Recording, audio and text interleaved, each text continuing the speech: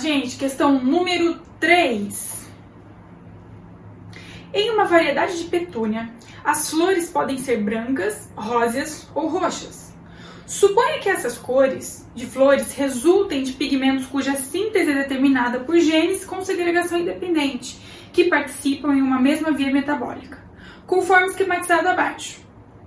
Apenas a presença de alelos dominantes em cada um dos loci determina enzimas ativas capazes de mediar as respectivas etapas de produção dos pigmentos. Letra A. Quais são os possíveis genótipos de uma planta que apresenta flores róseas? Então, vou colocar aqui, vamos explicar então como que funciona isso daí, né? Então, eu tenho aqui uma via metabólica que vai determinar a cor das pétalas da petúnia, né? E essas cores, elas são condicionadas por genes com segregação independente de uma mesma que participam dessa mesma via metabólica. O que quer dizer genes com segregação independente? Significa que cada um desses alelos eles estão em cromossomos diferentes, são cromossomos separados, eles não estão no mesmo cromossomo, tá? E alelos dominantes determinam enzimas ativas. Se na minha via metabólica eu tenho um precursor que, quando ele está presente, ele determina a pétala branca. Se esse precursor ele for convertido no produto 1, essa pétala vai ser rosa, porque esse produto 1 é rosa, ele é rosado. Se esse produto 1 for convertido no produto 2, a pétala vai ser roxa, porque esse precursor 2 é um pigmento roxo. Só que para fazer essas conversões, eu preciso de enzimas. A enzima 1, que vai fazer a conversão do precursor no produto 1, e a enzima 2, que vai fazer a conversão do produto 1 no produto 2. Essa enzima 1 que é condicionada pelo alelo A, e essa enzima 2 é condicionada pelo alelo B. Se eu tiver lá no meu locus gênico, na posição do cromossomo, o alelo dominante A, eu vou ter a enzima 1 ativa. Se eu tiver pelo menos um alelo dominante lá no locus da enzima B, que codifica a enzima B, eu vou ter a enzima 2, vou ter a enzima 2 ativa, né? Então, alelos dominantes nos locus, apenas pelo menos um alelo dominante em cada locus vai determinar a presença de enzimas ativas. Então, quais são as possibilidades de genótipos que eu tenho, né? Considerando isso aqui. Eu posso ter indivíduo Azão traço, Bzão traço, com pelo menos um alelo dominante em cada um dos locus. Eu posso ter um indivíduo com um alelo dominante A no loco e os dois recessivos pro gene B. Eu posso ter um indivíduo que é homozigoto recessivo para o alelo A e tem apenas pelo menos um alelo dominante, né, no locus B. E eu tenho um indivíduo que ele é duplo homozigoto, ele é duplo homozigoto recessivo, né? Ele é homozigoto recessivo tanto para o locus A como para o locus B. Se eu tenho, quando eu tenho o alelo dominante, quando eu tenho o alelo dominante, eu vou ter a enzima ativa. Então, qual é o fenótipo dos indivíduos Azão traço, Bzão traço? Então, os indivíduos que são Azão, que tem pelo menos um alelo Azão, eles vão ter enzima 1 ativa, vão converter precursor 1 em produto 1. Só que eles também têm o alelo dominante B, que vai codificar a enzima 2 ativa, que converte produto 1 em produto 2. Então, esses indivíduos aqui, eles vão apresentar pétalas roxas.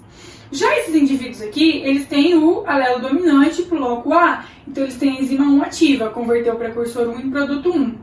Só que no loco B, ele não tem o alelo dominante. Então essa enzima 2 aqui, ela vai estar inativa nesse indivíduo. Então ele para que ele não consegue converter o produto 1 em produto 2. Então que cor que vai ser a pétala desse indivíduo? Rosa. Esse indivíduo azinho aqui, e que tem pelo menos um alelo Bzão, né, um alelo dominante no locus B, o que acontece? Ele não tem a enzima 1 ativa, porque ele não tem um alelo dominante aqui no loco A. Então o que acontece? Ele não consegue converter o precursor em produto 1. Por mais que eu tenha um alelo dominante B aqui, eu não vou ter produto 1 para fazer essa conversão. Então que cor que vai ser a pétala dessa planta? Branca. E essa aqui, duplo homozigoto recessiva, ela vai ser branca porque ela tem os alelos recessivos nos dois locos, então ela tem as duas enzimas inativas. Portanto, ela não consegue fazer a conversão do precursor no produto 1.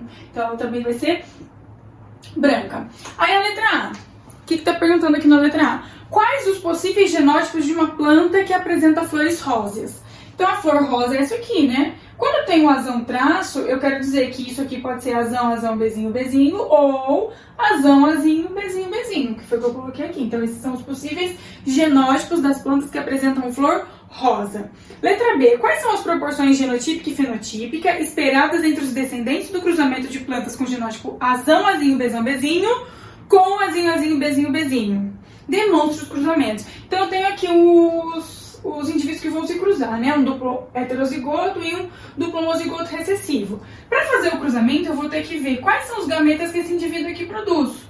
Eu vou fazer aquela propriedade distributiva, né? Azão com bezão, azão com bezinho, azinho com bezão e azinho com bezinho. Então estão aqui os gametas.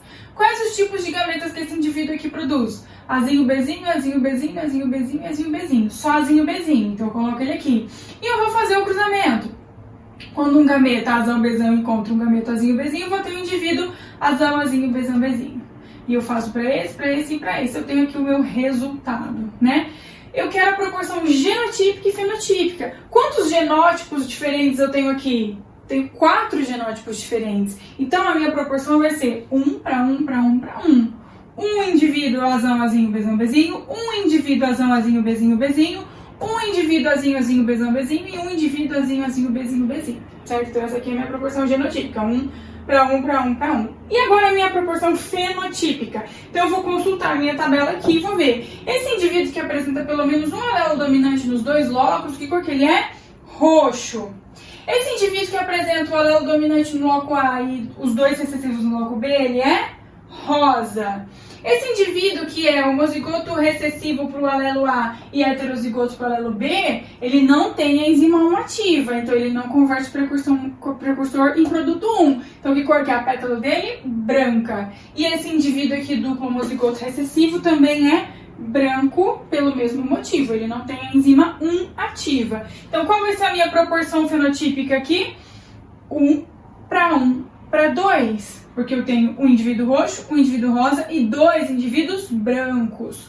Então, 1 roxo, 1 rosa e 2 brancos. Eu poderia colocar também 1/4 roxo, 1/4 rosa e 2/4 branco, ou metade branco. Tudo bem? Letra C. Qual é a proporção fenotípica esperada do cruzamento de indivíduos heterozigotos para os 2 loci? Demonstra o cruzamento. A gente pode chamar de loci ou locus, tá, gente? Loci, locus é a posição que o alelo ocupa no cromossomo, tá? Então eu tenho aqui os 2 indivíduos heterozigotos. Isso aqui é um caso clássico do retrocruzamento da geração F1 na segunda lei de Mendel, para você obter a geração F2, e eu falei para vocês gravarem na cabeça, né? Qual é a proporção fenotípica da geração F2 da segunda lei de Mendel? 9 para 3 para 3 para 1. Então eu tenho aqui as minhas possibilidades, né, de fenótipos. Eu tenho 4 possibilidades. Quando eu tenho pelo menos um alelo dominante nos 2 locos, um alelo dominante no locus A e os 2 recessivos no locus B, 2 alelos recessivos no loco A e um alelo dominante, pelo menos um alelo dominante no locus B, e aqui os 2 locos apresentando os alelos recessivos. Essa é a minha proporção na segunda lei de Mendel, 9 para 3 para 3 para 1. O que isso quer dizer? Que se eu fizer a tabela igual eu fiz aqui, só que aqui a minha tabela vai ser maior, porque para esse cruzamento aqui, nessa coluna eu teria que colocar os mesmos gametas. E aí eu ia fazer uma tabela aqui com 16 resultados, tá? Eu resumi esse cruzamento. Se você quiser fazer aí na sua casa, você pode fazer para testar. Por quê? Porque eu já gravei que a proporção fenotípica da geração F2 da segunda lei de Mendel é 9 para 3 para 3 para 1. Então, se eu souber isso daqui, se eu tiver isso aqui na minha cabeça, eu resolvo qualquer exercício. É que aí na prova tá pedindo para demonstrar o cruzamento de qualquer maneira, o aluno teria que demonstrar, tá? Mas é 9 para 3 para 3 para 1. E eu quero saber a proporção fenotípica. Eu quero saber quantos são rosa, quantos são roxo, quantos são rosa e quantos são brancos. Então esse indivíduo aqui, como eu já coloquei aqui, ele vai apresentar a coloração roxa. Esse indivíduo aqui, coloração rosa. Esses 2 indivíduos aqui, eles apresentam coloração branca. Então o que eu vou fazer para dizer qual que vai ser a minha proporção fenotípica? Não é 9 para 3 para 3 para 1? Esse 3 e 1 aqui não tem o mesmo fenótipo, então eu vou juntar os 2. Então qual é a resposta? Qual é a minha proporção fenotípica do cruzamento de um duplo heterozigoto? Eu tenho 9 indivíduos roxos, 3 indivíduos rosas e 4 indivíduos brancos. Bora pro próximo exercício?